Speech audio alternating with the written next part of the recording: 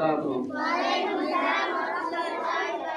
حامدا ومصليا أما بعد فأعوذ بالله من الشيطان الرجيم بسم الله الرحمن الرحيم ولا تحسبن الذين قتلوا في سبيل الله أمواتا بل عند ربهم يرزقون।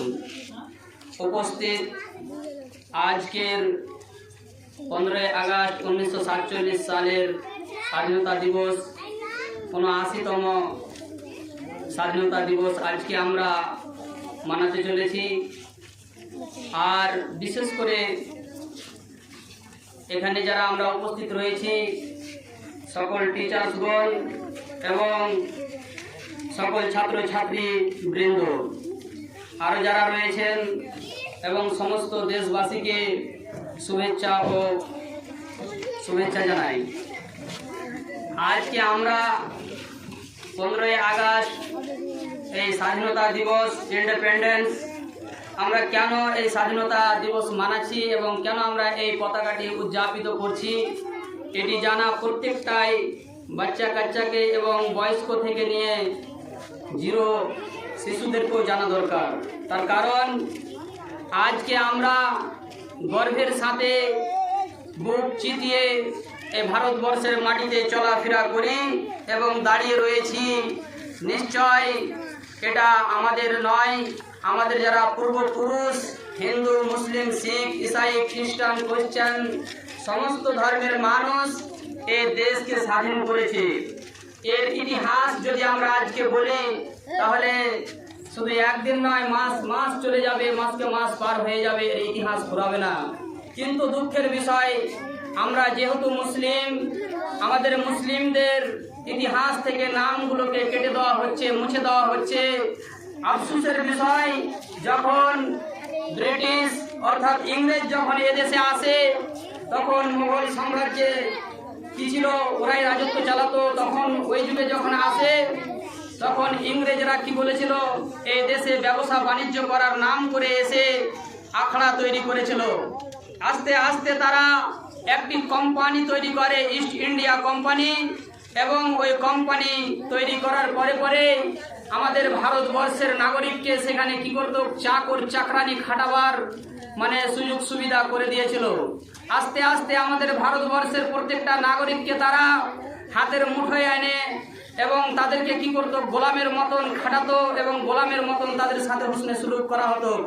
এমনকি ইংরেজদের এক একটা বিষয় যদি আজকে আমরা তুলে ধরি তাহলে আমরা বুঝতে পারবো যে ভারতের মাটি আজকে আমরা বুক চিতিয়ে চলাফেরা করছি। কিন্তু এটা দুঃখের বিষয় যে আজকে ওই সমস্ত মানুষদেরকে আমরা আজকে ভুলে গেছি যারা ইংরেজদের সাথে সংঘর্ষ করেছে, যার জন্য ওই সমস্ত শহীদদেরকে আমাদেরকে ভুলে গেলে হবে না এবং তাদেরকে মৃত্যু ঘোষণা করলে হবে না। কেননা আল্লাহ তাবারক ওয়া তাআলা বলেছেন, এই যে আমি আয়াতটি পাঠ করেছি, বলছি যারা বিশেষ করে দিনের খাতিরে কোথাও কি করবে, লড়াই করবে, যুদ্ধ করবে, তাদেরকে কখনো মৃত্যু বলা যাবে না, তাদেরকে শহীদ ঘোষণা করতে হবে।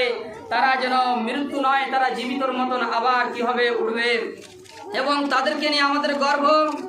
আজকে আমরা যেখানে যাব যদি ইতিহাস খুলে দেখি, বাচ্চারা আমরা যারা স্কুলে মাদ্রাসায় ইউনিভার্সিটি আমরা যে লেখাপড়া শিখছি প্রত্যেকটা ইতিহাসের পান্নায় পান্নায় আজকে মুসলিমদের নামকে মুছে দেওয়া হয়েছে। এটা দুঃখের বিষয়। তার কারণ সর্বপ্রথম যদি আমরা ইতিহাস যদি জানি, চেপে রাখা ইতিহাস যদি আমরা পড়ি তাহলে প্রত্যেকটা ভারতবাসী আমরা জানতে পারবো যে এই ভারতকে ইংরেজদের হাত থেকে মুক্ত করার জন্য, ব্রিটিশবিহীন ভারতের জন্য সর্বপ্রথম স্লোগান যে উঠিয়েছেন সেটি হচ্ছে কে, আমাদের একজন আলেমে দিন। সেই আলেমে দিন আর আজকে আমরা তাকে কি করেছি, ভুলে গিয়েছি। সেই কথা ভুললে হবে না। শুধু তাই নয়, আজকে এই ভারতবর্ষের মাটিকে ইংরেজদের কাছ থেকে মুক্তি করার জন্য, প্রত্যেকটা নাগরিককে চাকর চাকরানি থেকে ছুটাবার জন্য হাজার হাজার আলেমে দিন ফাঁসির ফান্দায় কালাপানির জেলে নিকোবর আন্দামানের জেলে এদেরকে তিল তিল করে কষ্ট দেওয়া হয়েছে। কিন্তু আজকে আমরা যখনই প্রোগ্রামে যাই বা যে কোনো স্কুল কলেজ ইউনিভার্সিটিতে যখন প্রোগ্রাম হয় আমরা শুধু কয়েকটি নাম শুনতে পাই, মহাত্মা গান্ধী, আমরা শুনতে পাই চন্দ্রশেখরজি, আমরা শুনতে পাই ডক্টর বি.আর. আম্বেদকর, আমরা শুনতে পাই রাজেন্দ্র প্রসাদ, কিন্তু দুঃখের বিষয় মাওলানা আবুল কালাম আজাদের ইতিহাস থেকে নামকে তুলে দেওয়া হয়েছে। আরও আমাদের ইসমাইল খানের নামকে তুলে দেওয়া হয়েছে। এই করতে করতে হাজার হাজার মানুষের নাম, লক্ষ লক্ষ আলেমে দ্বীনের নামকে ইতিহাসের পাতা থেকে মুছে দেওয়া হয়েছে। অথচ সর্বপ্রথম স্লোগান উঠিয়েছে ভারত থেকে ইংরেজকে তাড়াতে হবে, সেটি হচ্ছে আলেমে দ্বীন। কোনো সাধারণ মানুষ নয়, কোনো স্কুলের প্রফেসর নয়, কোনো ডাক্তার মাস্টার উঠাতে পারেনি। এই স্লোগান একমাত্র উঠিয়েছে একজন আলেমে দ্বীন, মাদ্রাসার পড়ুয়া। আজকে যদি আমাদের ভারতবর্ষে এই মাদ্রাসাগুলো না থাকতো, এই প্রতিষ্ঠানগুলো কায়েম না হতো, তাহলে মনে হয় যে ইংরেজ এখনো আমাদের ভারতবর্ষকে লুণ্ঠন করতে থাকতো। ইংরেজ আমাদের ভারতবর্ষকে চুষতে চুষতে এত খোলা করে দিয়ে গিয়েছে, কিন্তু আরও করতো। এটা দুঃখের বিষয়, আমরা আজকে ভুলে যাচ্ছি। আমরা আজকে হিন্দু, মুসলিম, শিখ, ইসাই আমরা কি করছি, দাঙ্গা ফাসাদে মেতে আছি। কিন্তু এটা কখনো করলে হবে না। এটা সম্প্রীতির মাটি, এটা হচ্ছে ঐক্যের মাটি, এটা হচ্ছে ভারতবর্ষ। এই ভারতবর্ষে প্রত্যেকটা ধর্মের মানুষ নির্বিশেষে বসবাস করবে, কেউ কাউরে ধর্মে হানা দিতে পারবে না। এটাই কিন্তু আমাদের সংবিধানে রচিত হয়েছে। কেননা যখন সংবিধান তৈরি করা হয়, কোনো ধর্মকে কেউ ছোট নজরে বা কেউ ছোট করে দেখতে পারবে না, এবং কোনো ধর্মে কেউ আঘাত দিতে পারবে না। কেননা এটা হচ্ছে ভারতবর্ষ, সর্বধর্ম নির্বিশেষে এটি একটি ভারতবর্ষ, এটি একটি ভারতের মাটি, এটি পবিত্র মাটি, এটি পাক মাটি। আজকে যদি মুসলিম ভারতবর্ষে না থাকে, তাহলে মুসলিম যদি ভারতবর্ষে না থাকে, তাহলে ভারতবর্ষের ইতিহাস তো দূরের কথা, ঐতিহ্য চেঞ্জ হয়ে যাবে। আজকে ভারতবর্ষের গর্ভ কোথায় মাটির তলে ঢুকে যাবে। যার জন্য আজকে আমরা সব কিছুকে বাদ দিয়ে ধর্ম নির্বিশেষে আমরা হিন্দু, মুসলিম, শিখ, ইসাই ভাই ভাই হিসাবে আমরা আজকে ভারতবাসী, আমরা সকলে এই 15 আগস্ট মানাচ্ছি এবং পতাকা উদযাপিত করছি। এবং ওই সমস্ত শহীদ যারা হয়েছে, এই আমাদেরকে ভারতবর্ষ ইংরেজদের হাত থেকে ছড়ানোর জন্য, মুক্তি পাওয়ার জন্য, তাদেরকে আমরা বছরে কি করি, দুইবার, একবার 15 আগস্ট, একবার 26শে জানুয়ারিতে আমরা কি করি, তাদেরকে অনুকরণ করি। কেননা আমাদের তাদেরকে ভুললে হবে না। তারাই হচ্ছে বীর পুরুষ এবং তারাই হচ্ছে আমাদের এই ভারতবর্ষে আজকে বুক চিতিয়ে থাকার জন্য বাড়িতে আজকে আমরা শান্তিভাবে আছি। কিন্তু সত্যিকারই যদি আজকে ইংরেজ থাকতো, তাহলে মা বোনদের ইজ্জত লুটত, তাহলে কি করত, আমাদের মা বোনদের সাথে তারা জুলুম অত্যাচার করত। এজন্য প্রত্যেকটা মানুষকে জানা দরকার যে এই ভারতবর্ষ যখন স্বাধীন হয়, তখন প্রত্যেকটা মানুষের এখানে অবদান রয়েছে। শুধু তাই নয়, এরা বুকের তাজা রক্ত দিয়ে, নদীর মতন করে রক্ত বইয়ে দিয়ে এই ভারতবর্ষের মাটিকে, এই ভারতের নাগরিককে ইংরেজদের হাত থেকে ছুটাবার জন্য, মুক্তি পাওয়ার জন্য নিজের জান দিয়ে নয়, নিজের মাল জান দিয়ে, এমনকি অস্ত্র শস্ত্র নয়, সেখানে যত রকমের আর্থিক ব্যবস্থা থাকে সব দিয়েই ইংরেজদের সাথে সংঘর্ষ করে সেই ইংরেজদেরকে কি করা হয়েছে, ভারতবর্ষ থেকে তাড়ানো করা হয়েছে এবং বিতাড়িত করা হয়েছে। তারপরে আমরা এই ভারতবর্ষে আজকে আজাদি হিসাবে আমরা জীবনযাপন করছি। কিন্তু দুঃখের বিষয়, এখন আমরা আবার দেখতে পাচ্ছি হিন্দু মুসলিম হিসাবে মাঝে মাঝে আমাদের ভারতবর্ষে দাঙ্গা ফাসাদ বিভেদ আসছে। যারা এগুলো করছে তাদের উচিত হবে যে আগে সর্বপ্রথমে আমাদেরকে ইতিহাসটাকে পড়ে নেওয়া। যদি আমরা কোথাও মিস্টেক করে থাকি, তাহলে সেটাকে শুধরানো আমাদের দরকার যে এই ভারতবর্ষে কোন কোন মানুষের অবদান রয়েছে। সত্যি যদি মুসলিমদের অবদান না থাকে, তাহলে কি করতে হবে, মুসলিমদেরকে এ দেশ থেকে অন্য কোনো দেশে পাঠিয়ে দেওয়া দরকার।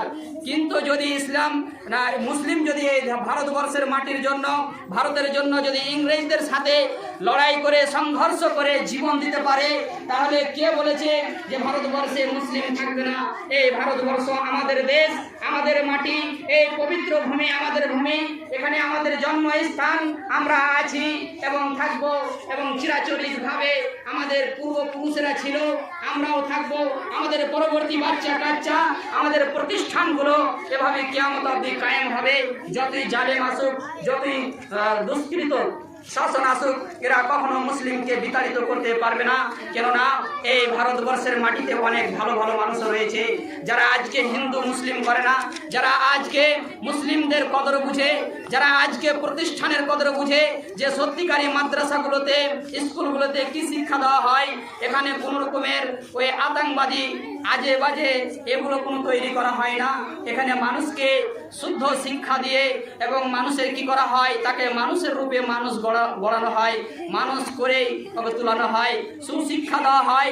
এবং আমাদের সম্প্রীতির ভারত, প্রত্যেকটা মানুষকে প্রত্যেকটা ধর্মকে সম্মান দিতে হবে, এটা একমাত্র শিক্ষা দেয় মাদ্রাসায়, একমাত্র আলেমে দ্বীন এই শিক্ষা দেয়। কেননা কোরআনে আছে, লাকুম দীনুকুম ওয়ালিয়া দীন, তুমি তোমাদের দিন, যার যেটা ধর্ম সে নিজ নিজ ধর্ম পালন করবে এবং নিজ নিজ খুশিতে নিজের ধর্মকে কি করবে, পালন করতে থাকবে। কেউ কাউরে ধর্মে আঘাত হানা দিতে পারবে না।